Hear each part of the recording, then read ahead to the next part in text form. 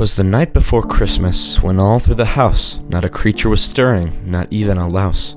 The traps were all set by the chimney with care, in hopes that St. Nicholas soon would step there. The children were nestled, all snug in their beds, while nightmares of body parts danced in their heads. And Mama with her hatchet, and I with my axe, had just settled down for a little nightcap, when out on the lawn there arose such a clatter. I sprang from my chair to see what made this splatter.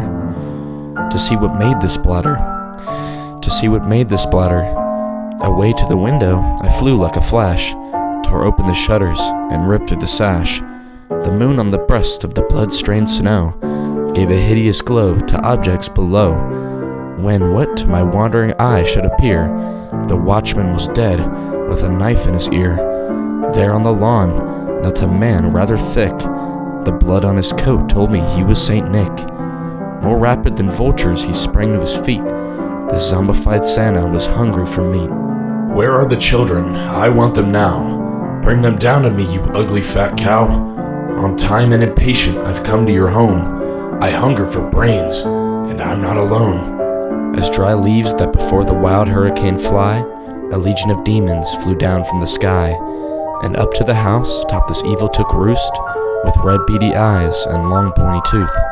And then in a heartbeat I heard on the roof the digging and pawing of each demon hoof.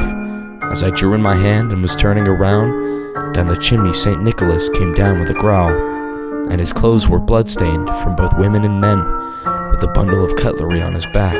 He grabbed for a knife and began his attack. His eyes, they'd stared through me, his smile frickin' scary. His nose was all wrinkled like an old rotten cherry. His droll little mouth was drawn up like a bow. He slashed at my leg and I fell to the floor. The stump of my limb he held tight in his teeth, and the blood seeped from it to white tile beneath. He had a cruel face and some blood in his beard. His expression was empty. For my life I now feared. He was ugly and evil, a sick little elf, and I knew things must change for my kids and myself. With my leg now missing, my wife surely dead, I pushed from the floor and kicked Nick in the head. He spoke not a word, but went fell straight on his back, and all the traps sprung, just thunderous snap. Laying there, writhing, right where he fell, this bastard passed right through the doorway of hell. The demons then vanished. My children were safe. I sat there crying, beginning to faint. But before I passed out, I screamed with all might, "Scary Christmas to all, and to all a good fright."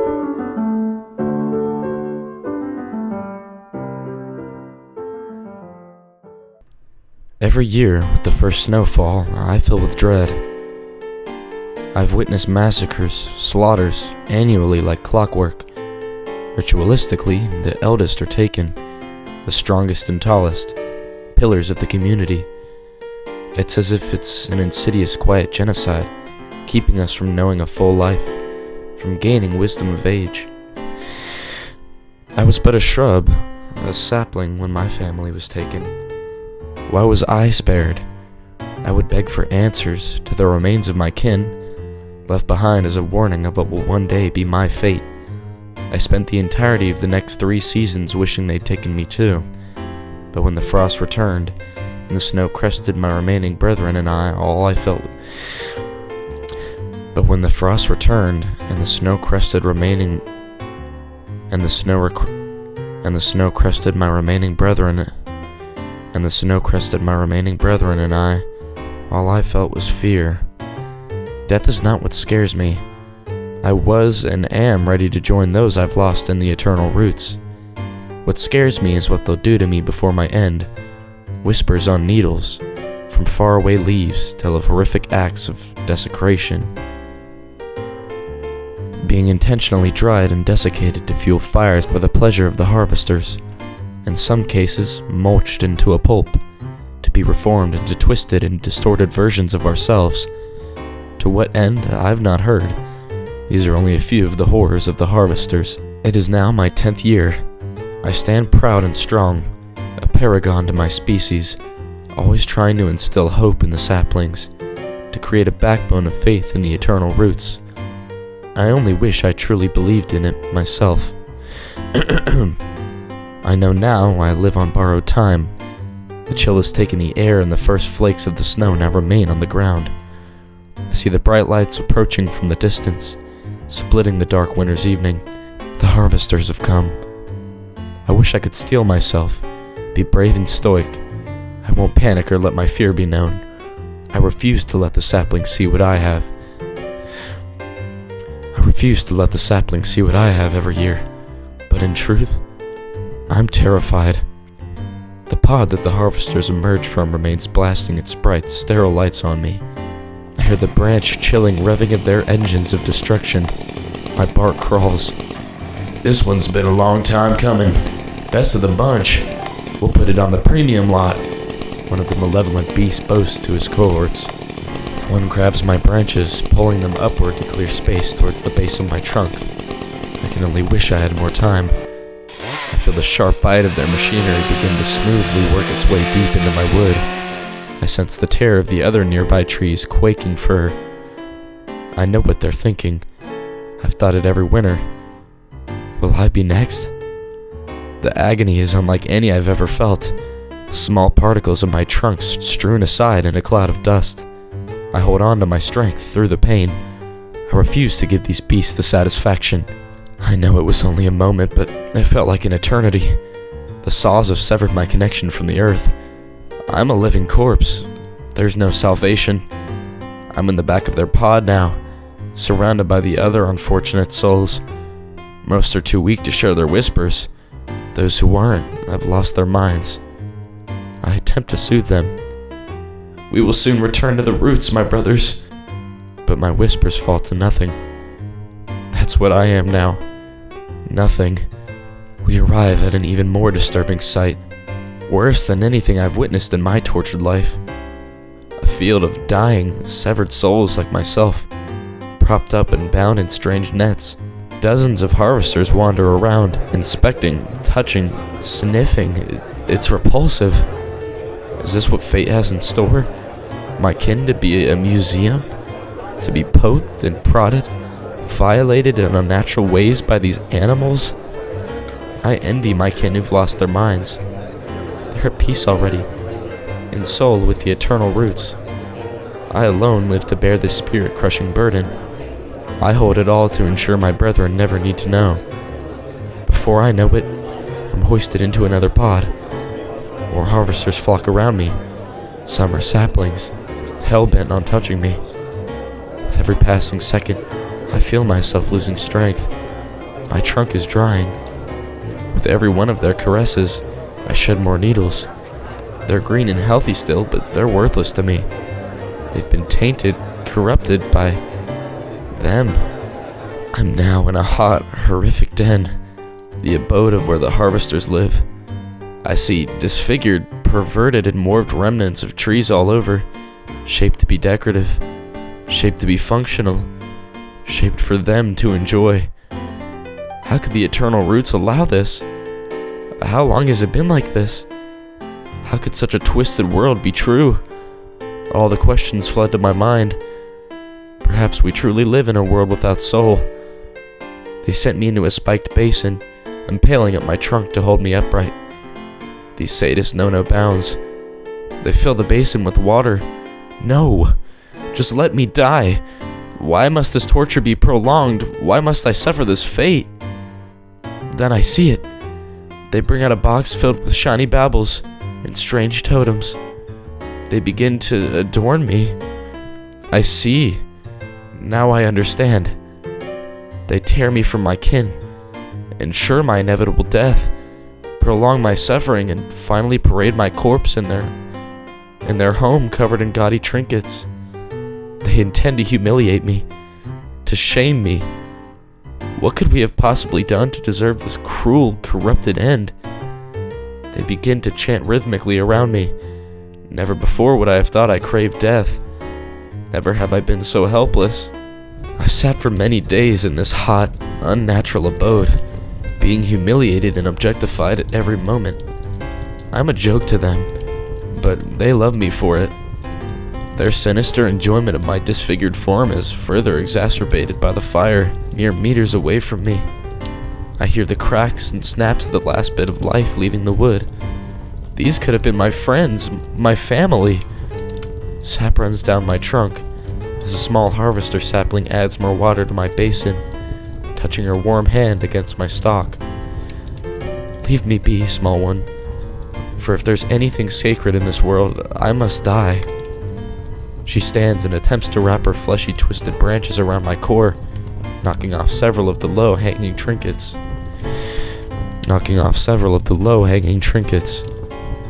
I love you, Christmas tree.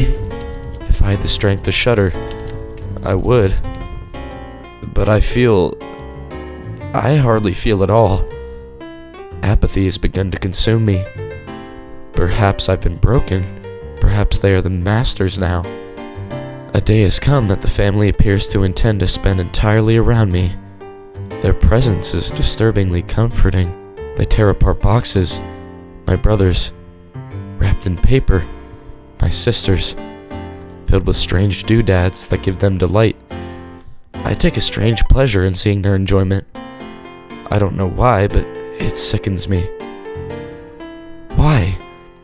Why have the masters forsaken me? Did I not do as they needed? Did I not do as they pleased? As my strength waned, my efforts to please them grew. I can still be adorned. I can still be smelled. I'll work harder to retain my needles. I lay here on my side, a small distance from their home. They can see me. I know they can. Bring me back, masters. Bring me home. Like a harbinger of the end, I see a big pod. It's coming for me. Around in the melting snow, I see other trees. Trees like me, on their sides. Have they abandoned us? There's a strange large machine, filled with blades and spikes behind this master's pod. It's calling to me. The abyss. No. I know now. There are no eternal roots. There are only the masters. Please take me back. As I'm lifted, I hear the whirring of the machine starting. Time stands still. I call out with the last of my strength. Spare me! 12 seems to be the age when kids start putting the heat on their parents about the truth behind Santa. I was certainly no exception to this rule. How were Santa's elves able to make that video game I wanted in their workshop? I thought Nintendo owned Mario. Or how about the ever infamous visiting every house in one night question? Did the Jolly Man own some kind of time-extending device? Or perhaps the most obvious question of all, how could he have lived for this long? A lot of people say he trains apprentices who take his place every few decades. Others claim he's just immortal. As for everything else, magic seems to be the universal lie everyone had agreed on. Whatever the case, I just went with the conclusion that it was my parents' doing. Of course, they deny it and claim ignorance if I confronted them, but it wasn't enough to dissuade my beliefs. So one Christmas Eve, when I couldn't sleep as these questions danced among my dreams of sugar cereals and new games, I decided to investigate the noises coming from my living room. This time, surely, I would catch my dad or mom in the act of stowing presents under the tree. At least then, they'd let me in on the truth. But as I entered the living room, I saw a man before me that I did not recognize. He was dressed in red and white with a slightly overweight body, and he wore a stringy fake white beard. His hair, or what remained of it, was graying around the edges of his classic Santa hat, and his eyes were wide with fright as he dropped a present under the tree. Being the intuitive youth I was, I came to one of two conclusions. Either this was a home invader stealing my family's gifts, or this was the real Santa. I opened my mouth to scream, but the man rushed towards me and covered my mouth. Shh, shh, he said, putting a finger to his mouth, trying a smile. Tears began to roll down my cheeks. I was petrified of this man. Then, slowly, he took back his hand and extended it towards me. It's all right there, little one. You know who I am, right? I nodded, not shaking his hand back. The trembling man nodded as well, then grabbed an empty sack lying on the floor and gestured to the tree. Look, see, I bring gifts. Now run along to bed, or I might have to put you on the naughty list. He started drifting towards the deeper, hearty voice stereotypically associated with Kris Kringle, but I wasn't fooled. Regardless, I wiped my eyes and began to step back from the living room, trying to create some distance between me and the stranger. The man simply watched, wiped his brow, and proceeded to approach the fireplace. I stopped and observed, confused as to how he was going to leave my house. But a blast of green flames erupted from the chimney. The man fell back to the floor. I couldn't see his face, but I'm certain it was twisted in fear like my own. A massive, bony hand spawned from the fire, and the arm that followed was draped in raggedy fur. Then another arm, and then the skull of some wild creature with 2 large horns followed, nearly as large as the fireplace itself. The bones popped and snapped as it slammed its hands onto the floor. The entire monster was engulfed in the flame, yet it did not seem to burn anything in the house. The monster declared, speaking to what I guessed to be the man on the floor. No, Eddie shouted back. I did my part, see? 10,000 houses, just like you said, right? 10,000, I did my part. And yet you allowed a human child to see you. You know the rules. Look, I've learned my lesson. I'm sorry, I made a mistake. Just let me go, please. I delivered all the... Let you go? Did you let that woman go, Eddie? I don't seem to recall you letting her go. This was your second chance, and you've wasted it. What are you going to do? Eddie whispered. I could make out his quaking figure being overshadowed by the creature in the fireplace. The next sound to be heard was a crunch, with a soft beginning and snapping finish. I jumped as the sound repeated a few times, finally letting out a shaky breath. I prayed in my head that it wasn't what I thought, but when the creature reared its head towards me, I saw the red and white pants hanging from its mouth as it chewed on Eddie's corpse, then watched it slurp up his legs like strands of spaghetti. I covered my eyes and tried to tell myself it wasn't real. It wasn't real. And after a quiet minute, I peeked between my fingers to see the monster staring back at me from the fireplace. The pace of my breathing grew quicker and sharper, my eyes unable to escape from the grasp of those empty eye sockets. Now run off back to bed, little one, or else I might put you on the naughty list. My legs finally found the strength to leave, and I sprinted for my parents' room, diving into the sheets with them. There wasn't a trace of the events of the night before when my family went down to the tree the next morning. There was even a little note next to an empty glass and a half-eaten cookie on the table. Have a Merry Christmas, Santa Claus. As much as I tried to take in the warm, comforting atmosphere that came with Christmas Day, I couldn't stop watching the fireplace, terrified that the monster would return. At the least, now I knew the truth about Santa Claus.